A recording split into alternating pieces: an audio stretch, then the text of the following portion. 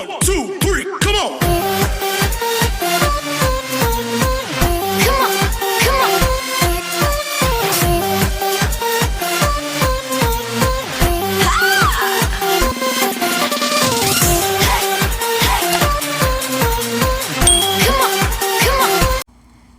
Any browser po pwede niyong gamitin para makapag-create kayo ng Gmail account sa inyong mga cellphone. So ngayon po ang ating gagamitin na browser para mag-create tayo ng Gmail account ay ang ating Google Chrome. So punta po tayo sa Chrome. Ayan. And then po i-type lang po natin yung gmail.com. So, ayan po. Kung meron na po kayong na-login na mga Gmail accounts nyo before sa browser natin, ganyan po ang itsura ng lalabas sa gmail.com nyo.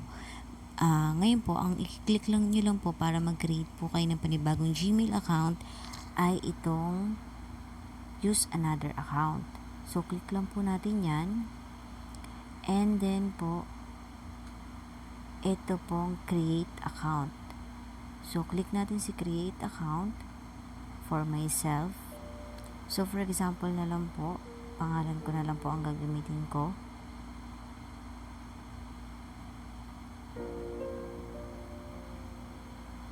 So, ayan.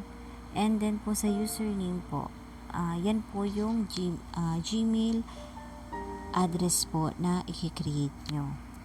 So, for example po,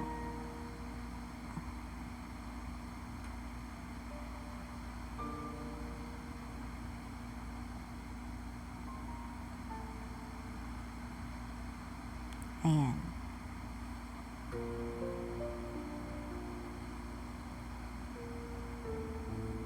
And then po yung password. And then next.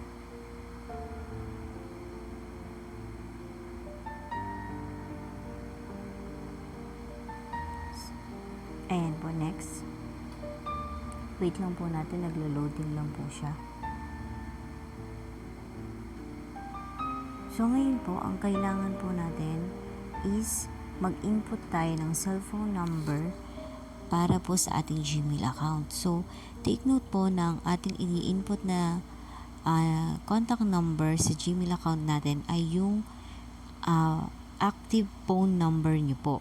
So, mas maganda po yung phone number na nasa mismong cellphone kung saan kayo mag-create ng Gmail account. So, ako po, ayan po ang aking cellphone number.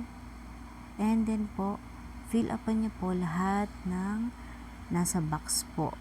So, yung birthday. Ayan.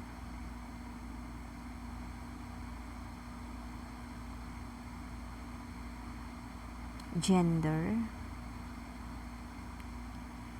Ito po sa recovery email address po na yan. Optional lang po yan. Pwede nyo po siyang fill upan. Pwede nyo rin naman po siyang i-leave blank na lang. So, ako i-leave blank ko na lang siya. And then po, next tayo.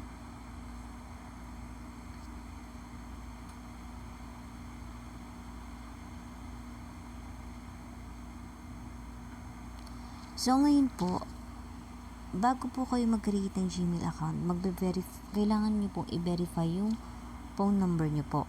So, may lalabas po dyan na magpa-pop up po sa inyong Gmail account. Verify your phone number. So, sabi dito, to make sure this number is yours, Google will send you a text message with a 6-digit verification code. So, check nyo lang po kung tama yung in-input nyo yung number niyan. So, if tama naman po, click nyo lang po yung send. So, ngayon po, ayan. Magpapadala po si Gmail. Ayan po. Nakita niyo po, nagpadala po si Google.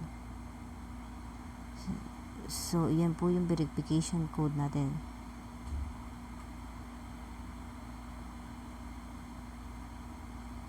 Tingnan lang po natin. So, and then po, click niyo po yung verify. So, and then click niyo again yung yes, I'm in.